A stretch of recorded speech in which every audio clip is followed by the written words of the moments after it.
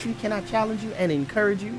If the Lord could grab a hold of us in our family, you would see the tide in our politics turn. The Hamilton Corner, weekday afternoons at 5 Central on American Family Radio.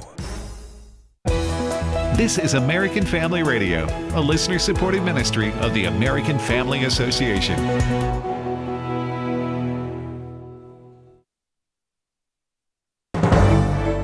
American Family News, I'm Rusty Pugh. Today, U.S. officials are meeting with Ukraine and other European allies to discuss a peace plan, and Vice President J.D. Vance spoke about the deal the U.S. has put forward.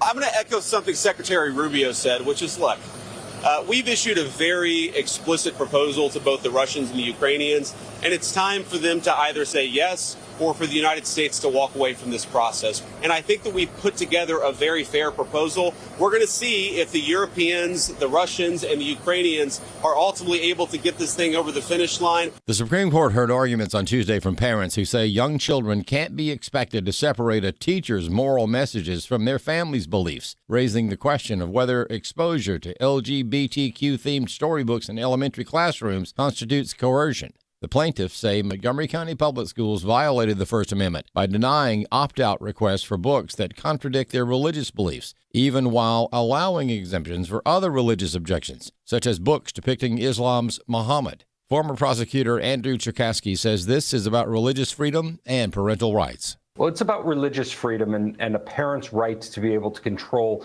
what their children ultimately are consuming at school, where it directly implicates those religious freedoms or those religious beliefs and ideals that they have. You have to remember that in schools all across America, including this school district in Maryland, they allow for students to opt out of things like the dissection of a frog, but you can't opt your children out of receiving literature in kindergarten regarding transgenderism, regarding any of these sexually based topics. President Trump is endorsing the idea of giving up to $5,000 to mothers to help increase birth rates. Mr. President, there are reports that you're considering doing something for moms across the country, giving them some kind of bonus so that they have child. Were you considering that? Or? Sounds like a good idea to me. But Maggie Anders of the Foundation for Economic Education doesn't agree. While I wholeheartedly agree with the Trump administration that America is facing a fertility epidemic, I don't think a $5,000 baby bonus is really going to cut it. You know, some estimates put the average cost of raising a child in America at $23,000. By the time that child is 18, that's $414,000, not accounting for inflation or the cost of college tuition. Americans are facing a cost of living crisis. We're tired of being taxed to death, and we're tired of our dollar being devalued through wasteful government spending programs and Federal Reserve money printing. And I think this is going to make that problem worse. The IRS investigated the First Baptist Church of Dallas. Robert Thornton has more. As reported by Religion News Service, President Donald Trump told reporters last week that several pastors in attendance at a White House event said their churches were investigated by the IRS over the past 4 years. According to the Freedom from Religion Foundation, the group filed a complaint about First Baptist Church of Dallas in July of 2020, before the election and while Trump was still president. It focused on a visit by then Vice President Mike Pence. Here's Pastor Dr. Robert Jeffress directing comments to Pence at that service. That when you have finished your term in 2024, we don't want you moving out of the West Wing. We just want you to move down the hall a few doors and continue to build on the legacy of the most faith-friendly president in history. The Freedom from Religion Foundation claimed Jeffress's remarks amounted to an endorsement. Jeffress made these comments to AFN. It's true at this faith leaders dinner. Last week, I was asked to relate to President Trump what our church had gone through in a several-year-long investigation by the Internal Revenue that cost us hundreds of thousands of dollars, but was ultimately resolved in our favor. It had to do with more than Vice President Pence. I'm Robert Thornton. A fast-moving wildfire still burning in New Jersey today. It forced thousands of people to evacuate and has temporarily closed a stretch of major highway. More news online at afn.net and on the AFN mobile app. I'm Rusty Pugh. Some chances come along once in a lifetime. When they do, you've got to be ready. AFA Action's Center for Judicial Renewal has such a chance to help the Trump administration make good choices, nominating men and women as Supreme Court justices and other federal judges. Your gift helps make that possible, and we'll give you a free Bible study by Stephen McDowell, God's Blueprint for Life, Liberty, and Property, as a thank you gift. Visit afaaction.net today. afaaction.net. Welcome to Today's Issues, offering a Christian response to the issues of the day. Here's your host, Tim Wildman, President of the American Family Association.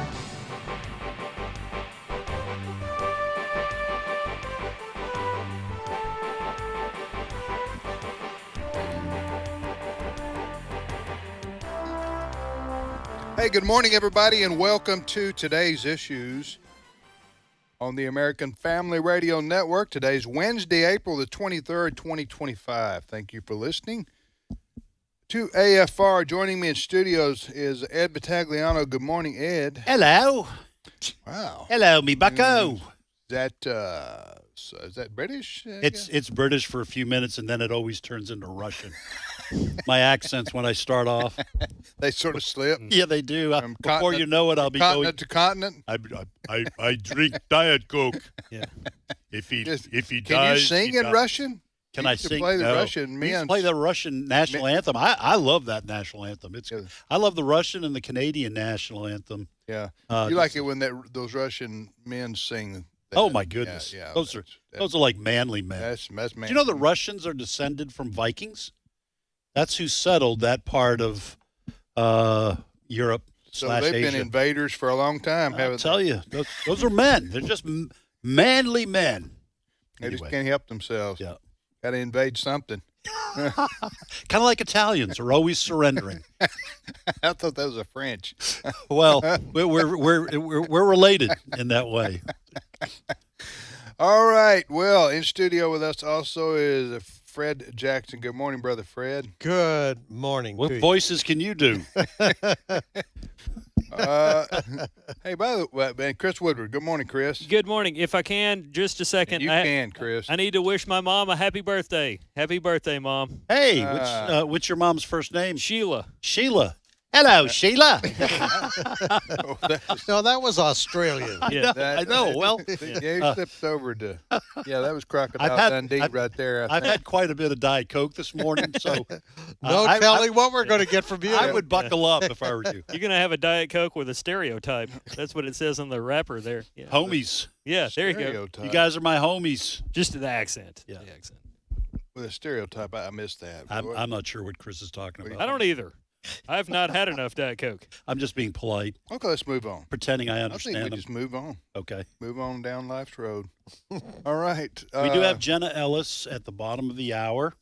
So she's not a stereotype, though. She is not. I think she's her own person. Yes, she is. So, yeah, we'll talk to Jenna Ellis at the bottom of the hour.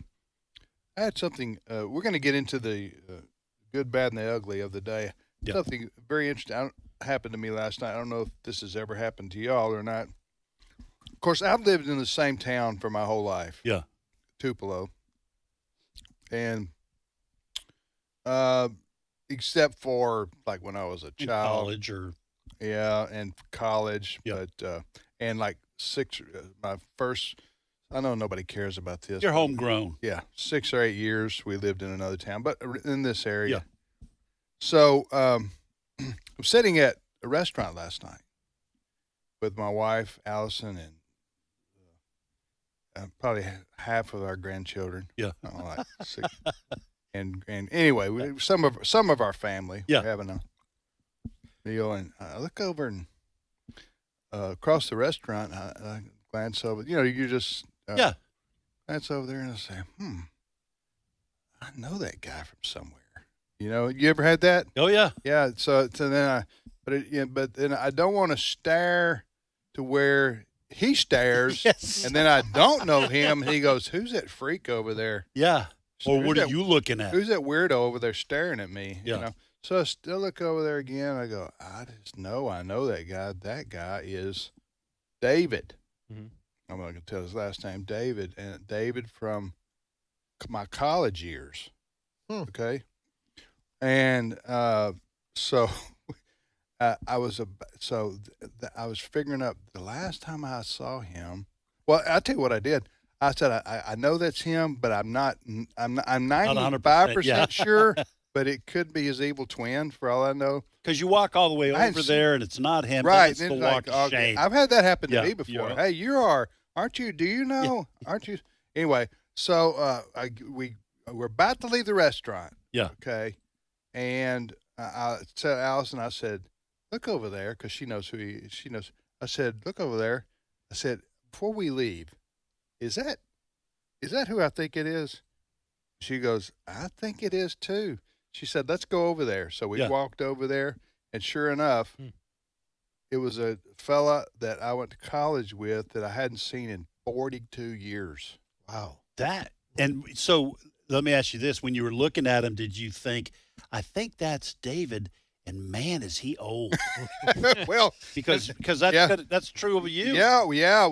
He He had grayed and wrinkled and all those things that happen to all of us as we go down the path. Yeah, but he's did he remember you? Oh yeah, he did. Yeah, he did, and we hugged, and after all these years, I didn't realize he had been in prison 5 times. Wow, I had no idea. He had after college. He had chosen poorly. Just had a loser life. But I didn't tell him that. I thought it, but no, I'm just kidding. Yeah. He had a good life, but 42 years, you wouldn't think. And what are the chances we're going to be because he doesn't live here anymore. Oh my goodness. He did for a little while, but he moved back to where he was another state. So he would just happen to be at that restaurant. But 42 years. That's amazing. So we reminisce. You recognize him after 42 years. That's a lot of no. He didn't recognize me. Yeah. At first he didn't. Of course, I had drastically changed, like in long hair. For the better. Long hair to no hair. Yeah.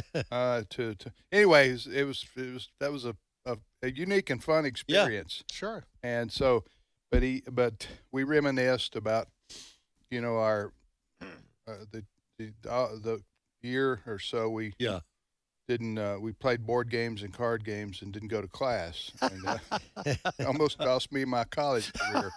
That was resulted in your dad sitting you down. Oh yeah. Yeah, he got my grades. Yeah, Christmas semester. Yes. And he said, I remember you telling that.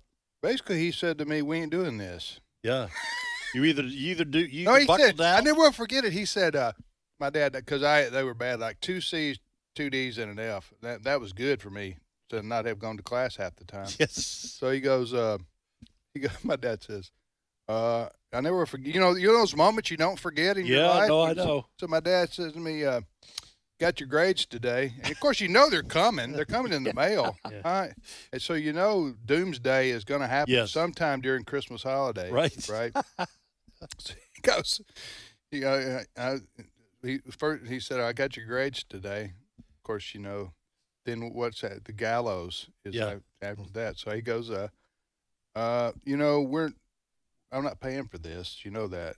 He said, I'll give you one more semester. Yeah. If your grades don't come up, and he had low expectations of me anyway, so it wasn't a real high bar. You know what I'm saying for me. Now for my brother, he did, but not for me. He said you can make your living 2 ways, with your back or your brain. Right. He said you go to college to make a living with your brain. Yeah. So you don't have to break your back. Right. So there's nothing wrong with working with your back or your hands. That's an honorable profession, but you don't go to college to work in the field. Yes. Okay, or whatever like that. So he was saying, if you want to do hard labor, then there's no reason for me to pay for this. Yes. So, that makes sense now. Oh, yeah. Back then it was like, so you're going to be killjoy here. Yeah. I'm thinking to myself, so I can't go party anymore. I didn't know I wasn't a heavy drinker or nothing Yeah, that, but you know what I'm saying. Not going to class. Do what I want to. Goofing off. Do what I want to. Yeah. First time away from home, nobody's watching. No cell phone back then. Right. You play poker every night if you want to. Nobody cares. But they do care when your grades come in. Yes, they do. Anyway, that was a life lesson for me. He said, I'll never forget him saying, you can make a living with your back or your brain. Yeah. So anyway, he gave me one more semester, and I buckled down. I redeemed myself. Yes. And ended up graduating. Yes. Not with honors, but graduating. Anyway, I don't know why I went off that, except when you don't see somebody for 42 years, and then you see them, and it's like, wow, anyway. Yeah. You had similar? Oh, yeah. No, I'll save it for another day. I was going to tell my you got to tell skipping class in college. You got to tell. All we got to talk about, Chris got to talk about over is the stock market. Oh man, I'm Dow Jones. I've got it primed. Dow Jones is bipolar. I'll give you the very quick version. Okay. My third year of college, I met a young lady. We wound up getting engaged. Okay, but this in Boston? No, this was in New Mexico. Okay, where my family had moved, and fortunately, she broke it off. And good Christian lady. She has since gone to be home with the Lord. But I wound up marrying my wife. It all worked out. But anyway, that year, I would skip class. I had a lunchtime class, and I would skip a class. It was a sociology class, so we could have lunch together. 3 times a week or whatever. And so the whole semester, I'm just goofing around. No, we didn't do anything wrong. We were both Christians, but I was in love with this girl, and I was skipping class so we could have lunch. And so we come up towards the final exam, and he said what the final exam was going to be about. I had not been taking notes. I didn't know anybody in class, so I couldn't ask for their notes. And so I go and check out of the library 3 or 4 books on Emil Durkheim or whoever it was about. And so I took the test, and the next class, I did go to the next class, and he said, everyone did very well except for one student who almost made it seem like he never attended class. Because I have no idea where he got all these answers. It was a take-home test. That's what it was. Oh, okay. And so I'm scrambling around trying to research. And so he said it's almost as if he had never been in class when he handed me my test. I got a. Did you pass? I did. I barely passed. Barely passed. But that was just stupidity. It was you laugh about it now. You laugh about Back it now. then, it was Man, I was scared. Not funny. My dad would say. Why did he get your grade? Did they pay for? Yeah. No, yeah. And the semester before, I had gotten a C in. Just as one quick thing. Sure. Just one quick story. It was my first year as a Christian, and I took a class. I had to take a science class, so I took a class on physics of light. And it was very hard for me. I wound up getting a C, which I explained to my dad. I said, it's physics, But for the final exam, I didn't study, and I went into class, and I prayed. This is how you misuse the Bible. I said, Lord, your word says whatever I ask in faith. And each question on the test, kids, do not try this at home. For each question on the test, I would just close my eyes and say, Holy Spirit, tell me which letter to. I filled it out, and I got the highest grade on the test. I completely. But you wouldn't encourage people to do that. Good grief, no. And what were you thinking? You just all right. Anyway, I'm sure there are times to our listeners that God looked at you and said, I'm helping you out. Right. But this you is don't the deserve dumbest it. thing. Yeah. All right. Well, all right. I got to tell you, it's stories like these that terrify me as the parent of somebody in high school and starting to think about college and where she's going to go and whatever else. Man, I was so glad college was over. Yeah. I like my college years, but I had like PTSD. What do you call that? PTSD? Yeah, on tests for like 5 years. After you know how you took that? Tests after you got out of college? I didn't test. Like you wake up in the middle of the night. Yes, you wake up 3 years after you graduated. You wake up in the middle of the night going, I got a test tomorrow. Yeah. You go, no, I don't. I've already. We have graduated. a test today. You're in class. All right. Speaking of the stock market. Oh.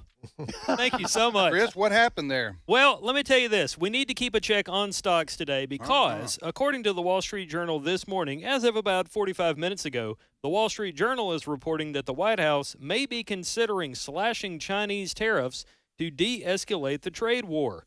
It says the Trump administration is considering slashing its steep tariffs on China imports, in some cases by more than half, in a bid to de-escalate tensions with Beijing that have rolled back global trade and investment, according to people familiar with the matter. President Trump has not made a final determination, the people said, adding that the discussions remain fluid and several options are on the table.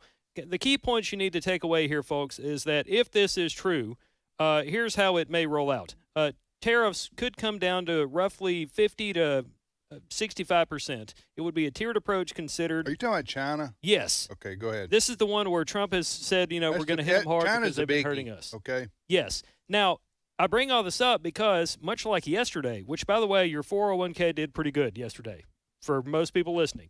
And what you need to know right now is that these stocks are still up right now with hours to go. But the Dow is up 840, the NASDAQ 585, the S&P 500. If this is true, investors will like this, whether it's right or wrong, and we could see a positive finish again today on Wall Street. Brad, what do you think about this? Well, there is a mood change in the last couple of days. Yesterday, President Trump, remember he said a few days ago he doesn't like the Federal Reserve Chairman, right, Mr. Powell. Yeah. Yesterday, I'm not going to fire him. Don't worry, I'm not going to fire him. Right. Then the White House yesterday, Caroline Leavitt, during her briefing yesterday, said, we have now 18 proposed settlements with 18 different countries. Mm-hmm. Vance, Vice President Vance, is in India. He was saying yesterday, we're going to work out a great deal with India. Yeah. All right. So I'm not sure whether the chaos that we've seen over the last couple of weeks because of the tariff war, trade war, what it's done to stock market, but it appears there's been a shift, at least, that and the line coming out of the administration, everything's going to be all right. And this Wall Street Journal story this morning on the China tariffs, yesterday President Trump says, I'm great friends with the Chinese leader Xi. I mean, we're just great friends. And so all of this is pointing towards, and some people are going to say, told you, art of the deal. Yeah. Go out there, President Trump is punching and punching and punching, and now he's stepping back and saying, kumbaya. Yeah. Everything's going to be okay. Okay.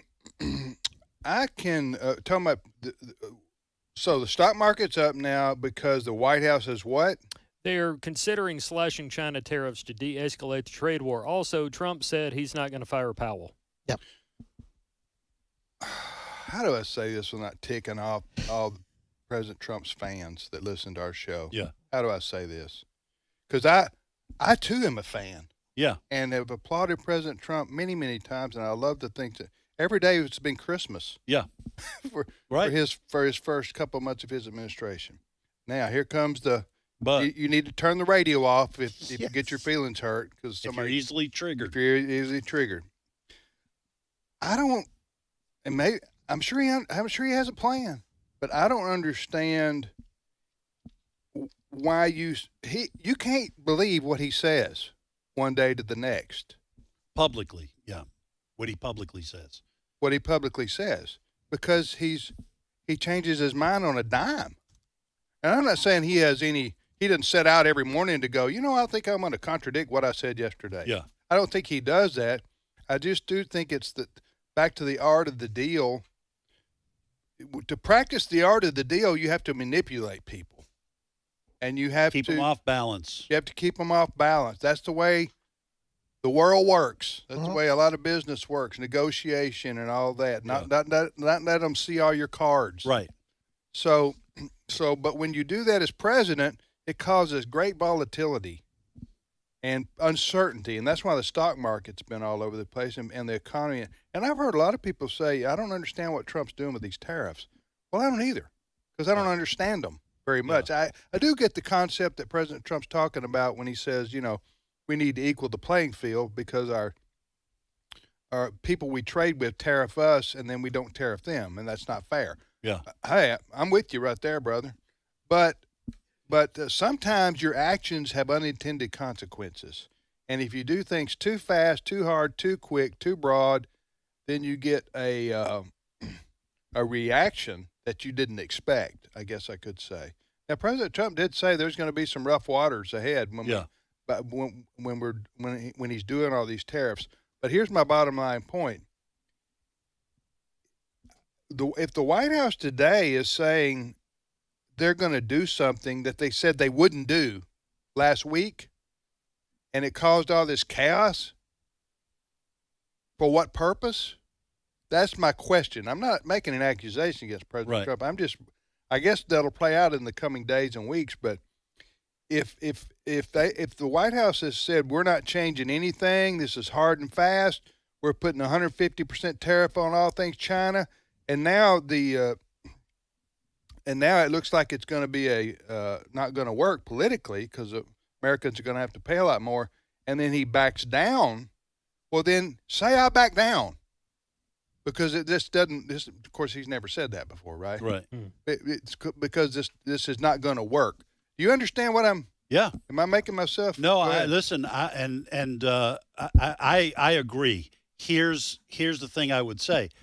Nobody elected me president, and you're not running either. And I'm not running. I tried to talk you into it. Yes. I said, you're a DEI guy. Yeah. You're half Greek, half Italian, but you're fully American. Yes. I was going to be your campaign chairman. I was going to be a good DEI president. Go ahead. No, so nobody's asked me for what I'm about to say, and I don't know whether it would work. And I'm certainly not Trump. Trump, as I've said, is a generational individual.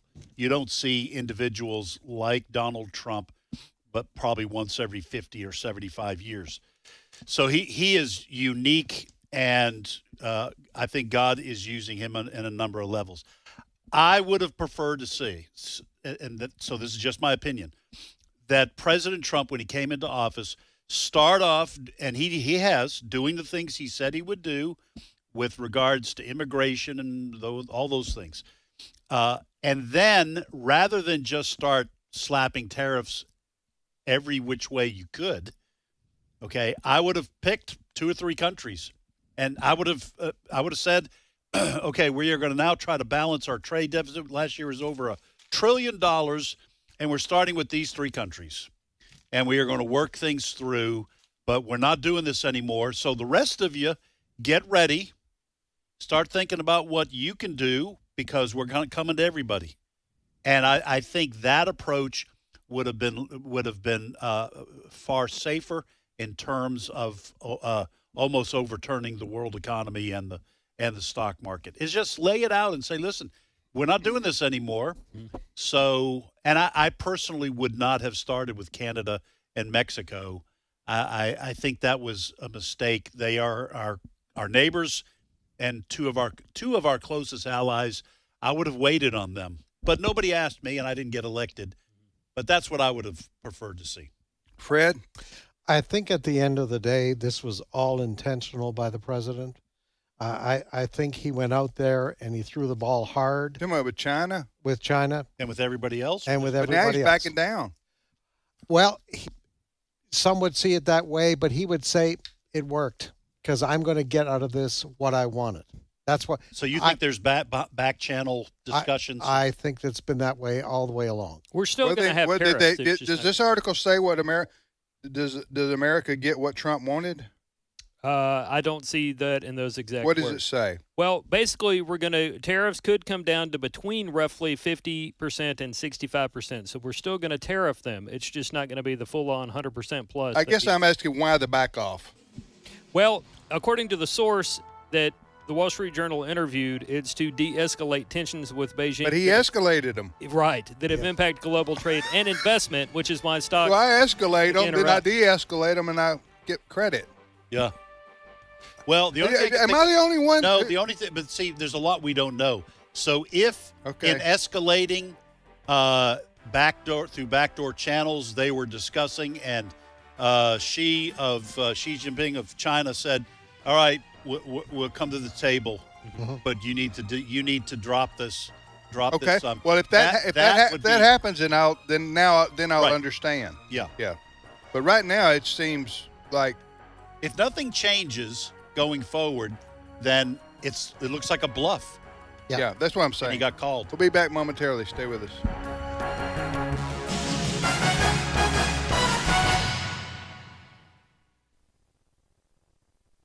It's my turn. Here is your host for My Turn, Don Wildman. From my high school days, I recall a poem about a man by the name of Paul Revere. Do you remember how it began? Listen, my children, and you shall hear of the midnight ride of Paul Revere. Now, those may not be the exact words, but they remind us of that poem which we had to memorize. There was another person who made a similar ride during that War of Independence. I doubt that you've ever heard of her. Her name was Sybil Ludington. She was only 16 years of age the night her father received a message that the British had just destroyed a neighboring city and advancing toward their home. Sybil volunteered to ride through the countryside in the middle of the night to warn other residents of the approaching enemy and to call them to arms in defense. All night Sybil rode, going from farmhouse to farmhouse, warning the farmers that British soldiers were advancing and telling them to join in the preparation for battle. When one compares these two rides, he discovers that the poet perhaps did an injustice by writing of Paul Revere. For Paul Revere rode only 10 miles in his famous ride, yet Sybil Ludington rode about 40 miles, and her ride was far more effective. The comparison points out something we need to remember in life. It isn't always the person who does the most good who gets the greatest acclaim. Many have been the number of people who have made outstanding and lasting contributions to society whose name is known by only a few. Don't think that the contribution you make isn't too important simply because your name isn't spread across the country in the mass media. For despite what we think, those who make the headlines are not the only ones who contribute to the good of mankind. More often than not, they aren't even the major ones. If fate should happen to give you the reward of public recognition for the good you do, well and fine. But if not, just remember that your contribution is in no way diminished simply because the world does not know your name. After all, the reason we do the good which we do isn't to gain public recognition. The reason we do it is because we know what we should do. In fact, a person who gets angry because he fails to get public recognition for something he has contributed to society really isn't a person who needs publicity. Above us, keeping watch over us, is one who sees the good we do. He isn't necessarily impressed by the headlines, but he is impressed when we do the best we can with what we have to do with. And it is his recognition, not the public's, which really matters after all is said and done. While the world may not know your name, just remember that he does. This has been My Turn with Don Wildman, a production of the American Family Association. Search me, God, and know my heart. Test me and know my anxious thoughts. See if there's any offensive way in me, and lead me in the way everlasting. Psalm 139, 23, and 24. American Family Radio. This is Today's Issues. Email your comments to comments@afr.net. Past broadcasts of Today's Issues are available for listening and viewing in the archive at afr.net. Now, back to more of Today's Issues.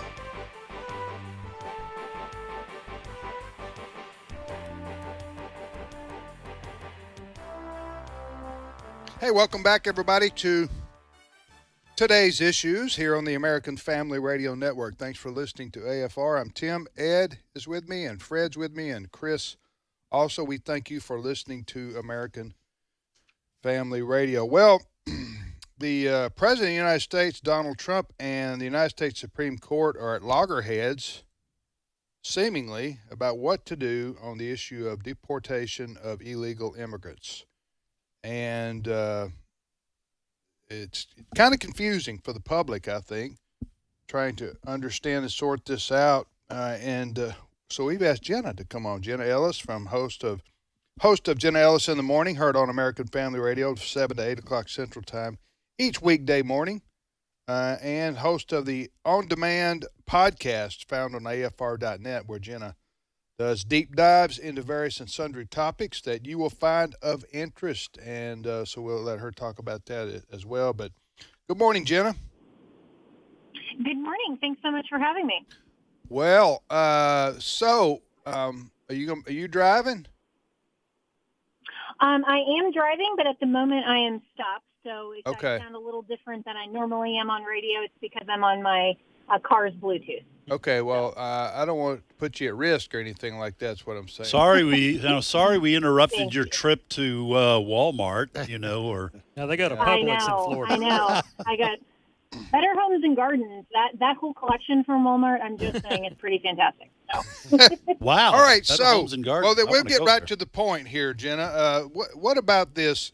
The Supreme Court had a 7-2 decision the other day, which against what the president is doing overall. That's what I got from it. Now, but it wasn't a real decision in the sense that it wasn't a court case. Can you explain what's going on here?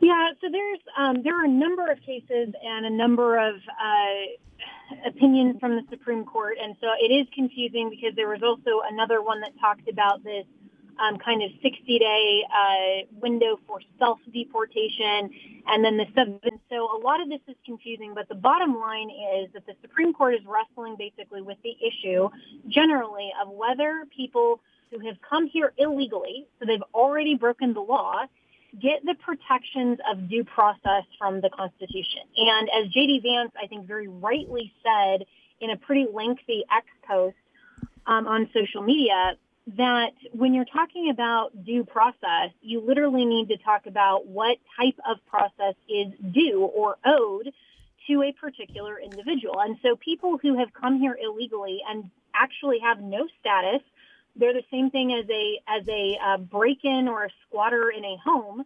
You shouldn't have to go through an eviction process in the same way you would a tenant if you're a landlord, for example.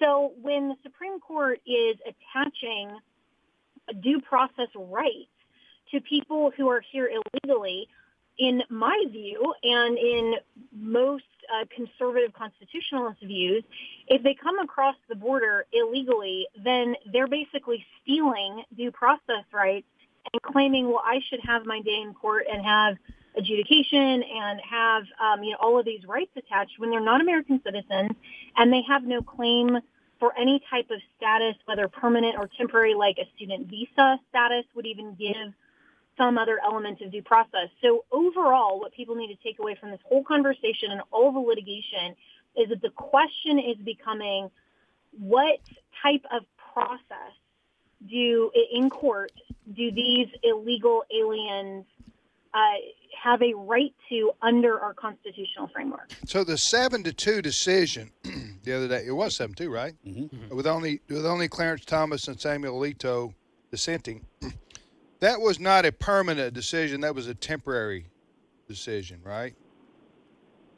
Right. So it didn't reach the full merits, is my understanding of that case. Right. And and so it was basically skeptical of whether Trump's deportation notices comply fully with due process. And so much of this, again, is not saying that Trump can't ultimately deport these illegals. It's just saying, does his administration have to abide by specific process in order to accomplish that? Jen, it's Fred here. Just listening to your explanation and bringing in the comparison of someone breaking into your home and then expecting due process before we can remove them from the house. But I think I heard you saying these are people who broke into our home, this country, illegally. Therefore, they don't have rights for so-called due process. Would you treat a person who is in the country on a student visa or a green card differently? Do they have some right to due process versus the person who broke into the country? absolutely. No. Do they have full citizenship rights? No. But again, this is what process is due. Well, if you are here on a student visa, then that means that you have gone through the process to obtain one prior to entering the country. So so immigration law actually does treat two buckets of people basically very differently. And it depends on whether you entered the country legally. And even if you are a holdover, your student visa expired and you're still here, basically illegally, but you came legally, then the court will treat you differently anyway, compared to people who came here and that initial contact with the United States was here illegally. And so for someone who has a student visa, if they're subject potentially to deportation, they have more process that is due. If you are a permanent resident, even more heightened because it's not a temporary status. It is a permanent residency. And so there are rights attached to that by virtue of that whole application process and that agreement basically with the United States and that individual that you have a green card, then that does entitle you to more process before you could be removed. And then, of course, full citizenship is an entirely different category. So, Jenna, is that what, when the term is used, similarly situated, is that what we're talking about when we're talking about due process? That the person who is renting an apartment, the person who is a squatter, and the person who breaks in, even though all three people are in the apartment, they're not similarly situated in terms of the law. Is that what that means, that phrase? Yes. And so that's a legal term of art that basically means by comparison. And so people who are similarly situated may mean that not all of the facts of their cases are identical, but in terms of the legal question at issue, they're similarly situated in terms of what needs to be adjudicated, what process needs to happen. They would be similarly situated. So someone, for example, who has a 6-month lease versus a 12-month lease, if they are looking for process for eviction purposes, for example, they would be similarly situated in the sense that they both have a leasehold. And they would not be similarly situated to someone who is a squatter or who came in on an Airbnb rental, for example, that doesn't have a lease term, just has a temporary contract. So when we're talking about people who are similarly situated, it means just with respect to the legal question at issue. And for purposes of this discussion, people who are here legally, whether it's student visa, green card, full citizen, they're not similarly situated with respect to deportation and due process as people who came illegally. Okay. Jenna, do you know, and maybe this isn't known, where this goes next? I mean, go ahead. Well, I think that the Trump administration is going to continue to deport. They will continue to push this as far as they can go. The litigation will also continue. And so the question, I think, for the Trump administration is when they're looking at some of these lower district court judges, are they going to abide by those opinions or basically ignore those opinions until it gets to the Supreme Court? And that's a fascinating legal question. But I think where this goes from here is that there's going to definitely be more litigation, and hopefully, ultimately, the U.S. Supreme Court will recognize that people who came here illegally are not entitled to, in my opinion, due process at all, or any kind of process. But even if they are entitled to process, the very bare minimum to simply recognize, okay, there's a court finding that you came here illegally. That's all we need, but you're subject to deportation. The problem is that the court has now told the Trump administration you can't do mass deportations. You have to look at this on a case-by-case basis.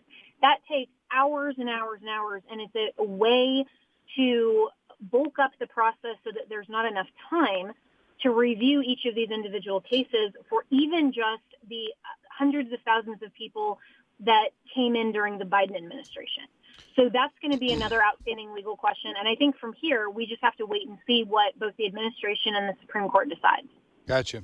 All right, Jenna Ellis joining us right now. So Jenna Ellis in the Morning is heard each weekday here on American Family Radio from 7 to 8 o'clock Central Time. And then the on-demand podcast is weekly at afr.net, afr.net. The on-demand podcast is hosted by Jenna. What are you going to be talking about this week? Yeah, speaking of the Supreme Court, we're doing a deep dive into parental rights and the case that was argued yesterday in front of the Supreme Court as far as exposure by public schools for young children to LGBTQ content that parents object to, and why, in my view, this is not just a religious freedom issue. This comes back to fundamental pre-political parental rights. So we're going to be doing a deep dive into that topic. Okay. That's at afr.net. You can click on the podcast section there. It's easy to find. And then Jenna's show called On Demand, hosted by Jenna Ellis, and the topic is the one she just described. All right, Jenna, back on the road. Thank you. All right. See ya. Thanks, guys. Okay, bye-bye. That's Jenna Ellis joining us from Central Florida. Hurricane-free today. Season starts June 1st. Yeah, Central Florida they don't get it like the coast do. They're, for the hurricanes. You said what now? The hurricane season starts June 1st and then runs until November. It pretty much stops. Yeah. There was one in 2005, 2006 is when it went like past Christmas. And they ran out of names. They just started doing like Greek letters. Hurricane Theta. Epsilon. Yeah, there you go. So they started sounding like fraternity brothers. So many. All right, so thanks to Jenna there for joining us. You're listening to this radio program, and it's called Today's Issues here on the American Family Radio Network. You want to send us an email? You can do so at comments@afr.net, comments@afr.net. Next story, Chris. I do want to mention, at least for a moment, that case that she ended the discussion with, the topic that she's going to be discussing in future installments of her show. I mentioned this on the show yesterday, and the reason why is because the parents were going into the Supreme Court to make their argument. Arguments have taken place. Now we have kind of the reaction or the coverage of what justices had to say and all that stuff. You might real quickly tell the folks who don't know. Yes. The case. I What got was you. it about? This is a case called Mahmoud v. Taylor. It is from Christian, Muslim, and Jewish parents out of Montgomery County, Maryland. This interreligious coalition of parents say that the Montgomery County Board of Schools there took away their opt-out options and included their kids in instruction time that involved LGBTQ books. And these are like radical books like Uncle Bobby's Wedding and How I Feel Today and Prince and Night, A Love Story, these kinds of radical LGBTQ books. So the Christian, Muslim, and Jewish parents say that Montgomery County schools took away their opt-out. They want that back. And interestingly enough, even Justice Kagan, a liberal justice nominated to the court by one Barack Obama, took issue with these books. Don't take my word for it, clip 6. I, too, was struck by these are, young kids, picture books, and on matters concerning sexuality. I suspect there are a lot of non-religious parents who weren't all that thrilled about this, and then you add in religion, and that's even more serious. Now, one other thing that really stood out in terms of the news coverage and the arguments yesterday, the left has tried to make this about book banning and hateful people that don't want kids reading LGBTQ books. But even Justice Brett Kavanaugh was able to confirm that parents just want the opt-out. That it's not that they can't read these books. It's not that kids can't have the books, touch the books, look at the books, whatever. Parents just want the opt-out back. Clip 7. Just to be clear, your position in this case is that you're not seeking to alter the instruction in the classroom or what's the content of the classroom. You're only seeking not for these children to be forced to remain in the classroom, correct? Exactly. Now, one other thing that really stood out yesterday, Teachers Union leader Randy Weingarten appeared on Fox News Channel of all places and said things like, quote, "These would not be the books I would be reading to kids who are 4 to 6 years old." And she's president of the American Federation. Yes, very liberal. And Yeah. for her to say that on Fox News Channel, I think pretty much shuts the door on this case, which is why... Has she been drinking? Not that I'm aware of. Because Not that I'm aware of. doesn't sound like her at all. It does not. It does not, but I have to bring that A couple up. lunchtime martinis sound like to me. Yeah. Go ahead. She was being interviewed by Fox, which, to the best of my knowledge, is the first time that she has been interviewed on Fox News. Yeah. She did a very lengthy interview with Marshall McCollum yesterday, and I was shocked at that statement.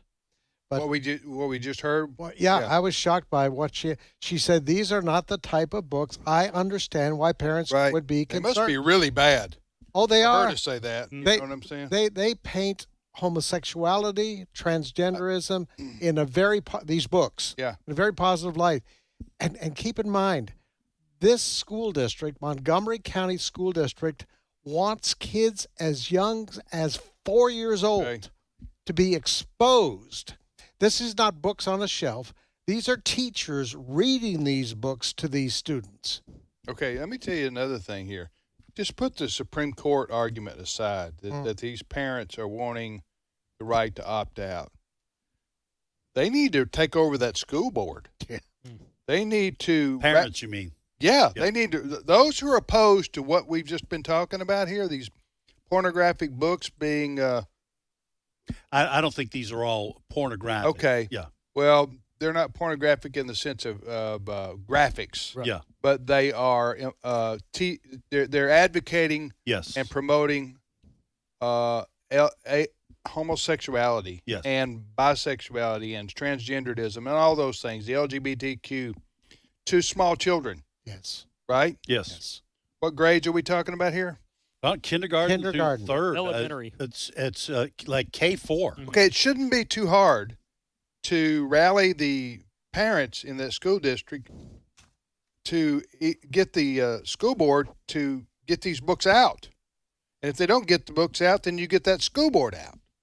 And maybe they are trying this. Maybe there's a dual track here. It is a very liberal county. I will say that. So that may be you're More liberal than Randy Weingartner? Well, wow. No. I have a different take on why Randy Weingarten might be saying that what she said, but Montgomery County, if I'm not mistaken, this is a county that, if I've got the right Montgomery County, that wants to hand out condoms even to grade schoolers. I mean, this is a very pro-sexual revolution county. So what I'm saying is, I got you. The percentage of parents who want to see the school board change might not be large enough to vote all these whack jobs off. This is San Francisco East. Yes, and Maryland generally is fairly liberal on cultural issues. But I do want to just mention that I'm not sure that Randy Weingarten is suddenly becoming reasonable on these issues. I think she is, and others on the left are starting to see that the tide has turned somewhat, and that going 100% pro-trans is not a winning formula if you're the Democratic Party, which the American Federation of Teachers is absolutely in bed with. And so, and also I think there's some worry amongst public schools and teachers unions that more and more parents are going to jerk their kids out of school and homeschool or send them to Christian schools, and they could wind up seeing a continuation of the drain of students in public school. To give people more of the experience that was Randy on Fox News with Martha McCallum, we have Weingartner or Weingarten? Weingarten. Weingarten. Okay, Weingarten, like a wine garden. Basically, it's Garten. It's T-E-N. Yeah. Weingarten. I'm just okay. southernizing. Just so see. She's the number one spokesman for the teachers unions in the country. Yes. Because her organization represents more public school teachers than any other. True? Yes. Maybe the NEA might be up there with it, Okay. the National Education Association. But she is the one that I see the most representing teachers. That's who we're talking about. It was a very lively discussion that lasted almost 15 minutes, and I'll post the link to the entire video on our Today's Issues Facebook page so that you too can see what I witnessed for 14 minutes and 51 seconds yesterday. But for the time being, here's a 44-second excerpt between Martha and Randy. Clip 8. I say this as someone who is a gay person who understands that we have to actually make sure that families are respected and families are safe and kids are safe and that differences are acknowledged and differences are embraced. But, once you get a case like this where, parents are uncomfortable about what is being read to their kids in a classroom, This is something that has to be dealt with in a local level, not in the Supreme Court. And so parents have rights, and they should have rights in terms of what is being taught in classrooms. You have Actually, very, Martha, very difficult outcome. Sweetheart, listen to me. Please don't call me sweetheart. It actually does. I'm sorry. My bad. Randy, I didn't know this until just now. This is why this show exists. Randy Weingarten, I didn't know she was a lesbian. Yes. Yeah. Okay. Yeah. Well, that even adds to this. That adds because she said as a gay person, LGBTQ. All right. Well, that's why we're here. That's why we're here. The next story, Chris. So the head of the American Federation for Teachers is a lesbian. Now, I'm not saying that there's anything wrong with gay people working, but in terms of not that there's anything wrong with that. If you have to say that there's nothing, not there's anything wrong with that, then you really believe there is something wrong with that. I thought you were making a Seinfeld No, reference. the point I was trying to make, I'm surrounded by wise guys. All right, I have no problem with LGBTQ people having a job, but if you're going to have a job that helps to determine public policy for schools and our kids, then it does matter if you have a lesbian over a teachers union when we're discussing whether to have these books. Right. So that does concern me. But if you're working at the local Chipotle, I don't care. In Mexico City. In Mexico City. Yes. All right. In other news, 3 minutes left here, Chris. In other news, the list of states fighting President Trump and his executive order barring males from female sports, the list of states fighting him is growing. Okay. Minnesota is now on that list because on AFN.net you will see a story of how Democratic Minnesota Attorney General Keith Ellison has filed a lawsuit against President Trump seeking to block his administration from acting against Minnesota in the way it's taking on Maine under a federal push to ban dudes from female sports. I have some audio from Keith Ellison if you're interested. That's the AG there? It sure is. The Wackadoodle? Yes. Wackadoodle AG? Clip 10. I'd like to announce that I'm suing the President of the United States, Donald Trump, and Attorney General Pam Bondi, and the United States Department of Justice. Here is the opening line of our lawsuit. Minnesota brings this lawsuit to stop President Trump and his administration from bullying vulnerable children in this state. In January and February, President Trump issued a series of executive orders targeting transgender people. One in particular banned transgender girls and women from participating on sports teams with other girls and women. Complying with the sports executive order from the president would violate Minnesota Human Rights Act. All right, that's just crazy. Yes, at least one person in government in Minnesota agrees with Trump here. And I say that based on the fact that House Speaker Lisa DeMuth of Cold Spring, Minnesota, backs Trump's position and disagrees with Ellison. Continues to be a loser for Democrats. I don't know why this guy is, he must really be a true believer that dudes who say they're girls are girls. That's the way he spoke right there. Yes. Yep. And instead of saying President Trump is trying to protect young women in athletics and their privacy, by the way, in gyms and changing areas and showers, he's saying he's framing it as no, Trump's bullying transgendered kids. Right. Yep. So it's just your worldview. But these people like Keith Ellison right there, he's the AG of Minnesota. You know, I wouldn't be. Once Trump learns about this, he'll probably give Minnesota to Canada. You know what I'm saying? Or he's going to slap him with a tariff. Canada. It's a Minnesota Canada tariff coming your way. How they on this issue in Canada? How is this playing out? The Liberal Party, the ruling Liberal Party. Yeah. There's an election this coming Monday. The ruling Liberal Party is all in on the LGBT. Okay, they're just like him. Oh yeah. Yeah, they were ahead of the curve. This is what made Jordan Peterson famous. I got you. That and his suits. Well, we shall return momentarily with more of today's issues on American Family Radio. Stay with us.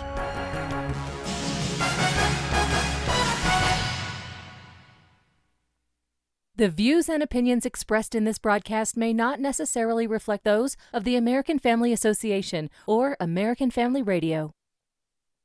faith, family, freedom. American Family Radio. If God could speak, what would he say? The Bible subjects itself to historical verification. He says, we saw this. We go to the Bible wanting to hear what the living God has to say to us. When God speaks, what does he say? The God who speaks. Visit stream.afa.net. This is American Family Radio, a listener-supported ministry of the American Family Association.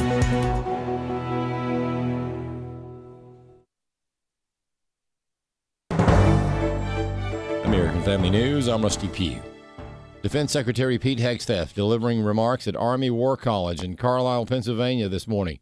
The Defense Secretary calling the opportunity to work for American soldiers the deployment of a lifetime and promising to strengthen the U.S. military worldwide. From day one and each 100 of those days, our overriding objectives have been clear. Restoring the warrior ethos, rebuilding our military, and reestablishing deterrence. A Minnesota prosecutor is under fire for giving a Tesla vandal a slap on the wrist. Minnesota state employee Dylan Adams was arrested on potential felony charges for allegedly vandalizing at least 6 Tesla vehicles, causing $20,000 in damage. Though Hennepin County prosecutor Democrat Mary Moriarty is seeking a diversion program instead of charges, allowing Adams to avoid prosecution and jail time. As Minneapolis Police Chief Brian O'Hara in a statement says his officers did their job and that any frustration related to the charging decision should be directed solely at the DA's office. Federal investigators are now also looking into the case. Jeff Manasso, Fox News. California is set to release a Mexican illegal alien convicted of killing 2 teenagers in a 2021 DUI crash. Border Czar Tom Homan says the release is unacceptable. He's been deported several times, which means he's a felon. Re-entry the country at the form of deportation is a felony. We will prosecute him and we will deport him. I'll make that commitment. I'll work with Secretary Norton to make sure that happens. The Supreme Court hearing arguments yesterday on whether parents can opt their children out of lessons on gender and sexuality. The original case coming from Montgomery County, Maryland, where parents claim their kids were reading books on various social issues, including LGBTQ subjects. Education Secretary Linda McMahon with reaction to the case. Well, I'm not sure what the Supreme Court will do. I think it's a little hard to always guess, but they seem certainly to, at least in their comments, be on the side of parents, as I clearly am, and I think the Department of Education is, for parental rights. The University of Louisville agreed to pay a $1.6 million settlement after it fired a professor because he expressed his opposition to so-called transgenderism. Bronson Woodruff has more. AFN talked with Travis Barham, Senior Counsel with Alliance Defending Freedom. He explained how it all started. The University of Louisville hired Dr. Josephson in 2003, I believe, to run their division of child and adolescent psychiatry. And he did a superb job turning the program around, giving it a national reputation. He did such a good job that for 3 years in a row, he earned perfect marks on his annual evaluations. But it was not to last. All this changed in the fall of 2017 when he spoke at the Heritage Foundation outlining his concerns about how gender dysphoria is often treated in children. As soon as he expressed his views, saying that we need to explore what's causing this confusion in children rather than rushing them into medical treatments, some university ideologues worked hand in hand with outside activist groups to end Dr. Josephson's career. Dr. Josephson was demoted within a few weeks. He was harassed, and ultimately he was fired. Barham explained that because of that, Josephson was unable to return to academia. But Barham said it ended well. After a 6-year legal battle, the university settled this case by paying him almost $1.6 million. They ended his career by harassing him and demoting him and ultimately firing him. But he's continuing to speak out on these issues of gender dysphoria. Barham said the university should have respected his free speech rights from the beginning. Barham said his team hopes this case will serve as a wake-up call to public universities that if they decide to violate the free speech rights of their faculty members, it can and will be very expensive. I'm Bronson Woodruff. Florida Attorney General James Uthmeyer filing a lawsuit against the social media platform Snapchat this week. He says he has evidence that minors are being exposed to online predators through this app. 12 and 13-year-olds, they're not allowed to access these applications in Florida. Older teenagers, 14 and 15, can use them so long as there's parental consent and that parents can log in and figure out what protocols they can use to help monitor and supervise their kids. For American Family News, I'm Rusty Pugh. I'll do some stand-up comedy. Abe will do some preaching. Tim will MC the whole thing, and I'm really excited about it. The Weekend with AFA is a chance for our supporters to get better acquainted with the people and ministry you're supporting. It's a Weekend with AFA, Thursday, October 2nd through Saturday, October 4th in Tupelo, Mississippi. Speakers will include Abraham Hamilton III, Jenna Ellis, Tim Barton, Tim Wildman, and more. Register at afa.net/weekend. Today's Issues continues on AFR with your host, Tim Wildman, President of the American Family Association.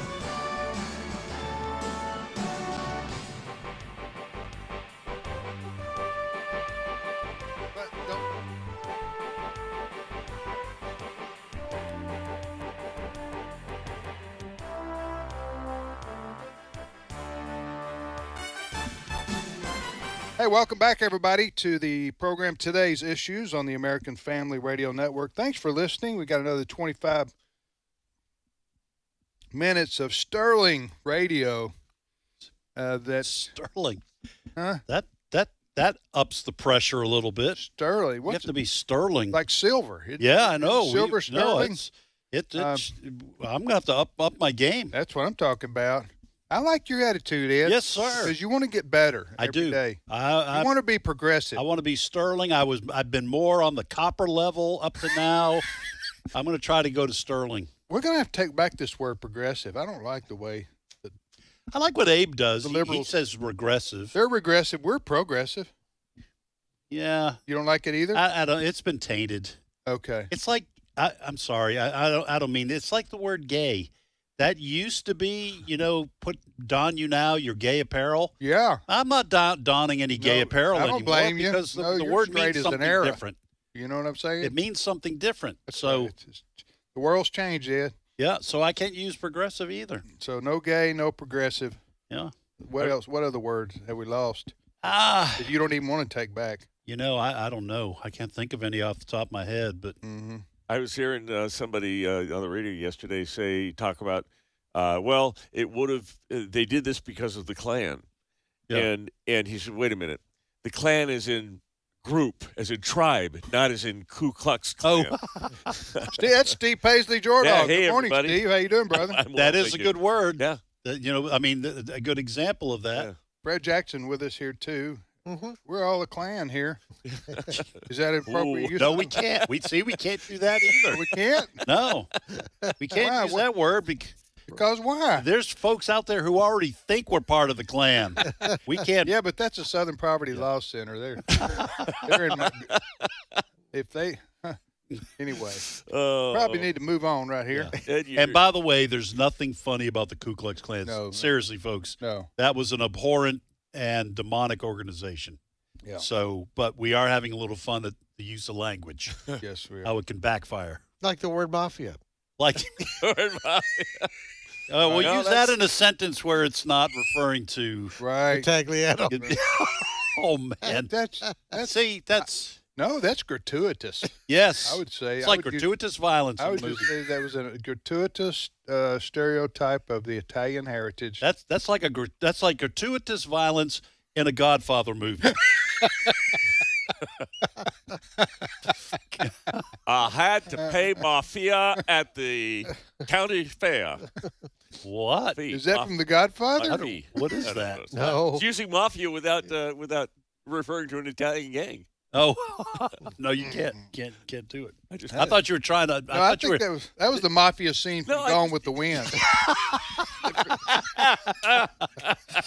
I'd hate for something bad to happen to your little business. Was that Cool Hand Luke? What was that? Huh? That might have been. What we have here is a failure to communicate. Yeah. You're going to be sleeping with the catfish.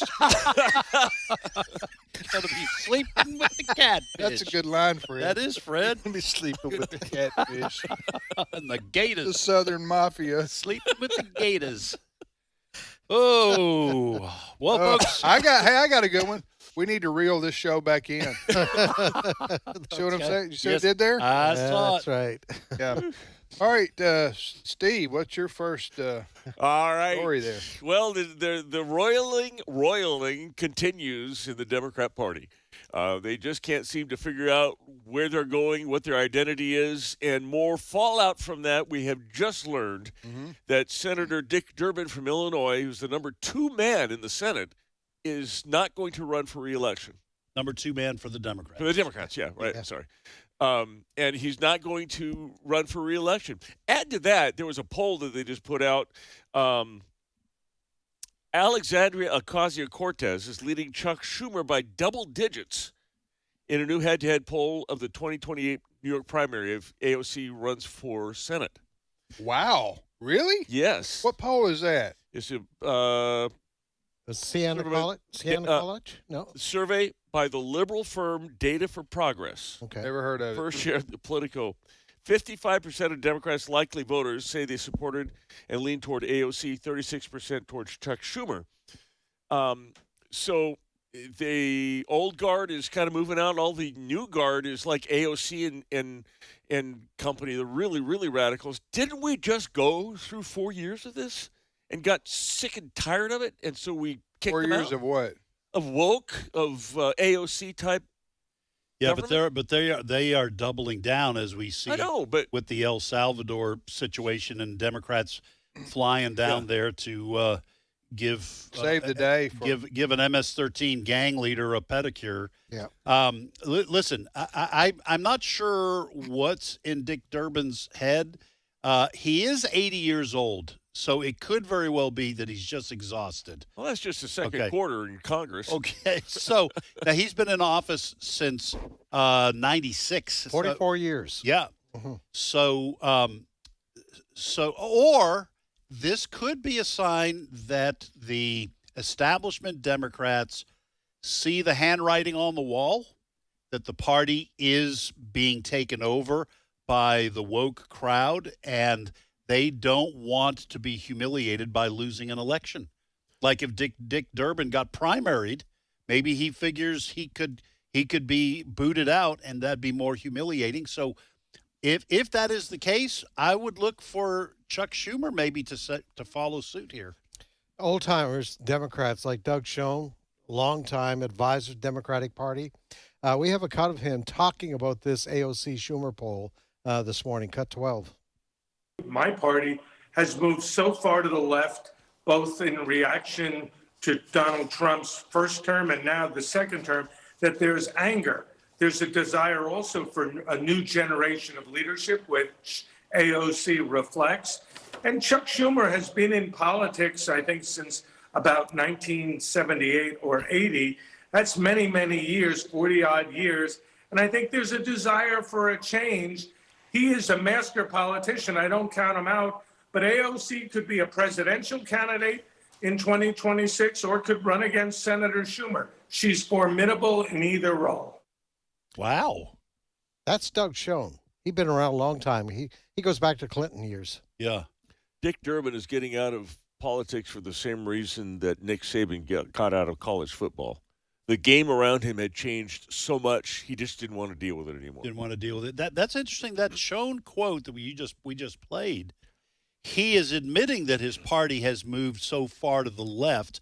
And we did say, I think we said it on this show, that Donald Trump is almost like the catalyst for all of this. Yeah. When he was first elected in 2016 and now reelected in 2024, it's making the Democratic Party show itself in all its debauchery in terms of its policies.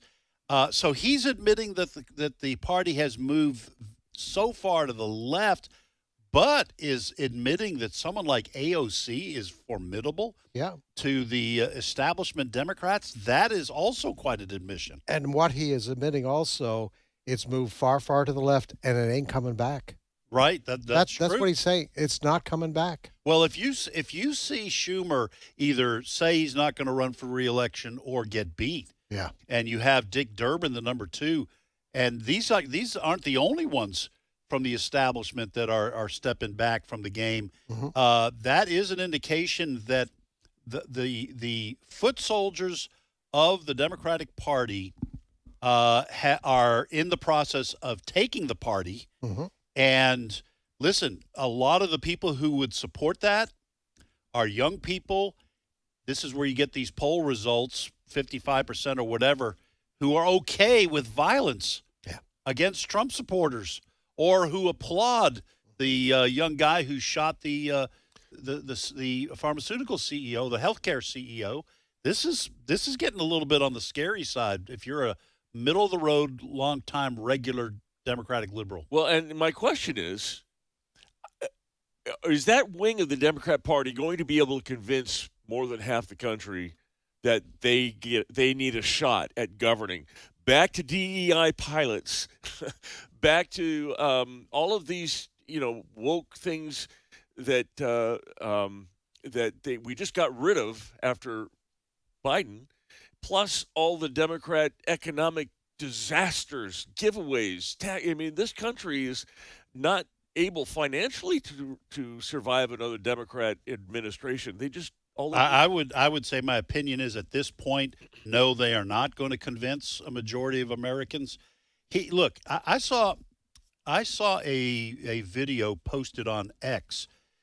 It was some young lady, I don't know, she was 30 years old or whatever, and she was complaining about what Doge was doing, and she said, it's the taxpayer's responsibility to take care of me. She was talking about her food and housing. She said that it's the taxpayer's responsibility to give everyone a house. Yeah. And I thought, if this is the way a lot of these young people think, maybe the AOC crowd is going to be able to convince half the country. I don't know. Then they have to change it, or else they become irrelevant. And how does Gavin Newsom and his pretending to be going to the center fit into this too? Because he's trying to carve out a lane. Yeah.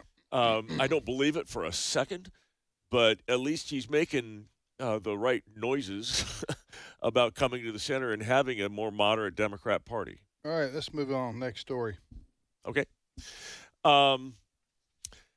Christine Ohm was having dinner in Washington, D.C. She was having, actually, with her family. She was at the Capitol Burger joint in Mount Vernon Square with her grandkids, and a man wearing an N95 mask walked up and stole her purse, according to NBC Washington, from under the table. Had $3,000 of cash in, credit cards, her DHS identification passport in the bag. Here's the kicker.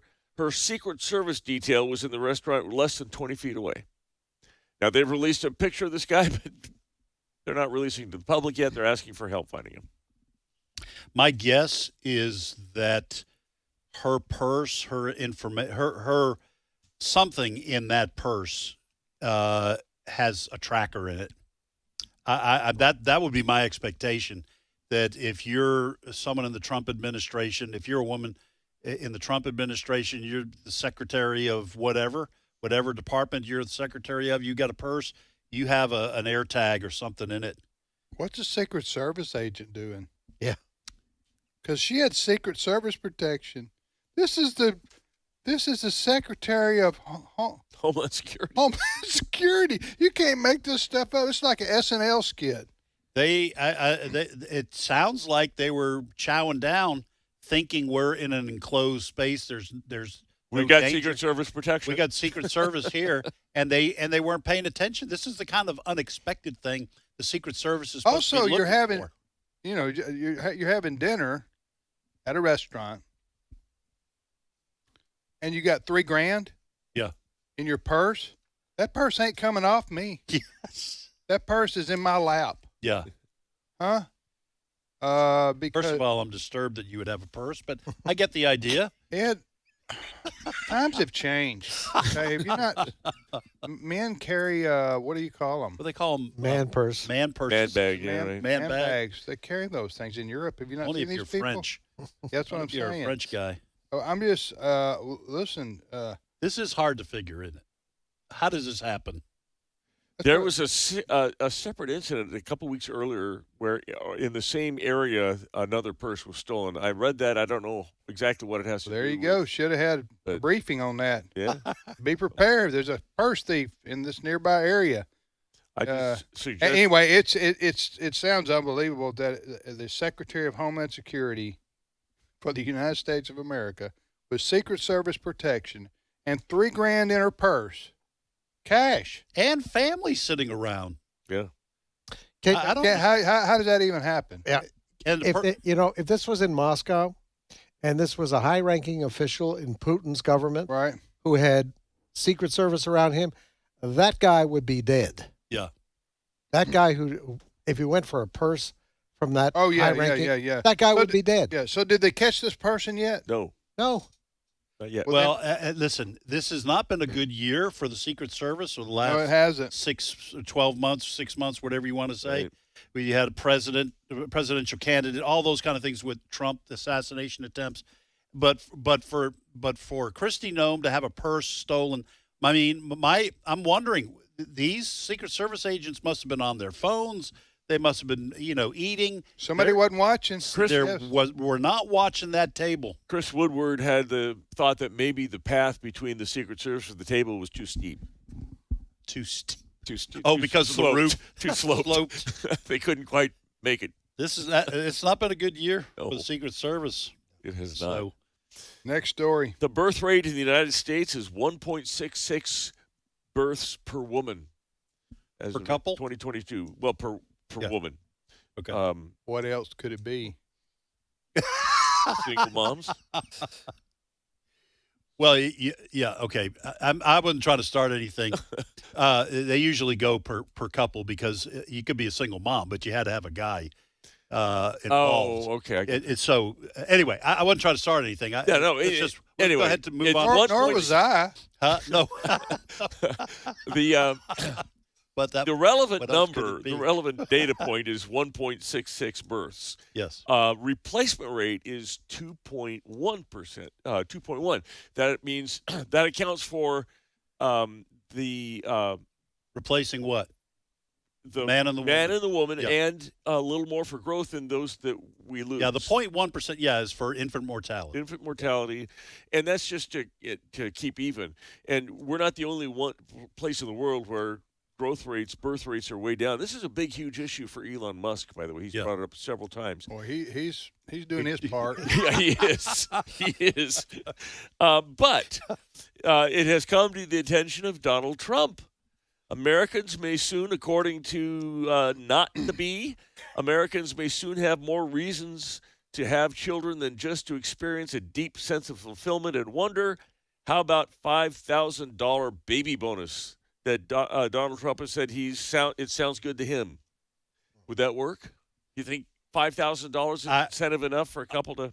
Okay, first of all, let me just say this. If that is going to happen, I want this policy literally grandfathered in. Okay, I want $10,000. My wife and I had 2 kids. We're doing it's like student loans. We're going to go way back. And we lost one in between the 2 we had due to miscarriage. So that's the 2.1%. We did exactly what we were supposed to do. No, I don't think this has not worked in other countries, in Europe, for example, or Japan. Here's the reason, I think, is because money does sound like it's a explanation for why couples are not having children, but the reality is I think it has to do with worldview. If you do not have a Christian view of humanity and human nature and the future, you don't really want to pass. You don't want to pass your faith on or your values on, and this is why these kinds of Russia's tried this, and it's not working. So I also think it encourages women to have babies out of wedlock, because if you can have $5,000 for 4 kids, we tried that in the Great Society. Yeah, I just don't think this is going to. Let me ask you this: I got another data point for you. So did you say the birth rate in the United States now is what? 1.66, I think. And we have to have 2.1 to maintain? Yes. Or to have replacement numbers? Yeah. Well, I just knew that is a big problem, and I'm not. Hopefully, that will correct itself, so to speak. In Japan, they got their zero birth rate. I mean, am I right? I mean, look at the birth rate in Japan. I mean, it's like one of the lowest. It's like one of the lowest. They're saying in 100 years there's going to be no Japanese people. In 2023, it's 1.2. Okay, and its birth rate in 2024 fell to a record low, a 5% decline from the previous year. How about this for a data point? In the Muslim world, the birth rate is 3.1. Right. But that is not for Muslims in developed countries. That is for Muslims in Muslim majority countries. It's also a stated reason, purpose in the United States and other countries. This is their jihad by birth. Yeah. They basically want to, I mean, they are poised to increase. Their tribe is increasing and everybody else is decreasing. And that just can't be good for well, the what same we've is seen true lately. The same is true in Europe, especially Western Europe. Yep.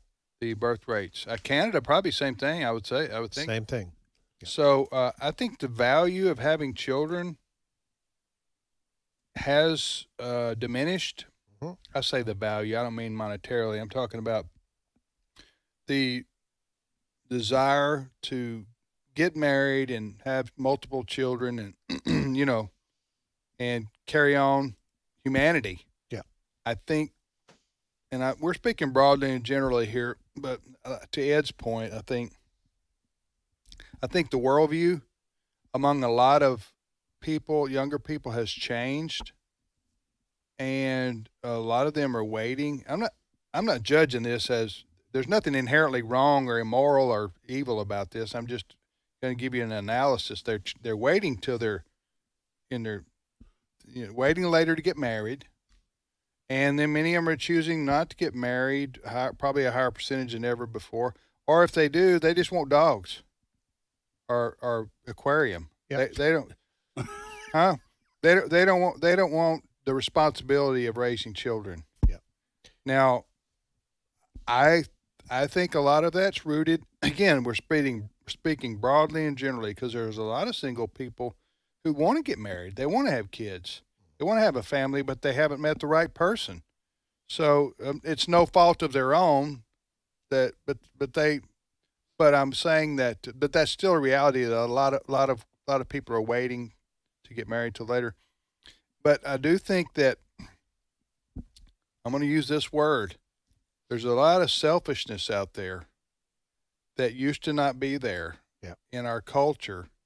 And so it's me, take care of me. And I don't need no stinking kids around keeping me from doing what I want to do and having what I want to have. Yep. That mentality is in Western civilization right now. Yep. And it's also in Eastern civilization. I think we mentioned Japan and other countries. Fred? Well, I think, too, it's a result of the feminist movement, which redefined what success was for women. Yes. It redefined it, saying, women, you need to be out there and become corporate leaders and climb the ladder and do all of that. And if you don't do that, women, you're a failure. So staying home and having kids was all of a sudden defined by the feminist movement as you're not doing what you're designed to do, and that is to be the corporate CEO. Not, again, to your point, Tim, not that it's wrong for a woman to head a company. Right. But women are the only ones who can get pregnant. Yeah. Here we go. I knew Ed would see the light. After she's cooked dinner, she can be the CEO, right? What I was saying is you can't shift this and say, well, why don't men stay home and have the babies? Well, men can't get pregnant. Right. I was trying to have a serious. You are so nice. I know a lot of men that cook dinner too, by the way. 2018. And they like it that way. I was trying to make a serious point, like I normally do. Yes. Did you succeed? Not in this crowd. That question will hang over us for the next 24 hours. Thank you, Steve. My pleasure. Thanks to Chris Woodward, Ed Battagliano, Jenna Brett Ellis. Jackson, Jenna Ellis, Brent Creeley, our producer. We appreciate you listening to today's issues. We'll see you back here tomorrow.